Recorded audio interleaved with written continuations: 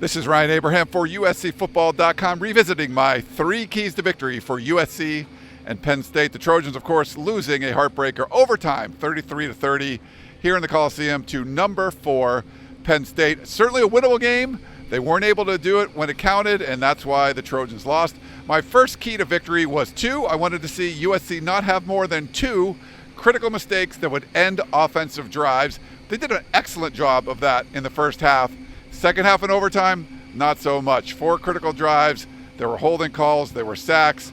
The clock mismanagement at the end of the game where you could have won the game. And then, of course, in overtime, going backwards and missing a field goal. So first half, great job. No critical mistakes. Second half, it kept happening on most of the drives. And that's why USC wasn't able to put up much of a fight offensively in the second half. My second key to victory was 5. I wanted to see this USC defense force 5 tackles for a loss in the game. USC only got 3, but the most part is just the defense kind of let up too much going on. There was too much going on there. Tyler Warren tied a record with 16 catches against this USC defense, the most by a USC opponent, tying with Dalton Kincaid, the great Utah tight end from a couple of years ago. So the defense just wasn't able to get it done, didn't get a lot of pressure on Drew Allard, gave up couple of 4th and longs in that one, but they wanted to see at least 5 tackles for loss. USC only got 3, just weren't able to make it happen. And my third key, USC actually did achieve this, I think.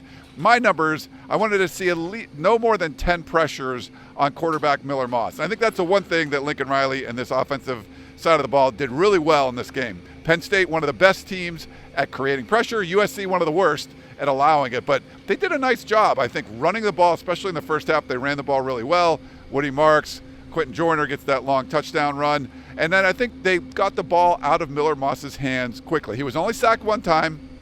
I counted like 7-8 pressures. We'll see what Pro Football Focus thinks about it. But they didn't get pressure on him constantly. So it gave this offense a chance. So they did achieve one of the keys, but not the other 2. So make sure you check out USCFootball.com for lots more coverage of USC as they try to regroup at 3-3 right now, 1-3 in the Big Ten. This is Ryan Abraham. Check out USCFootball.com for more.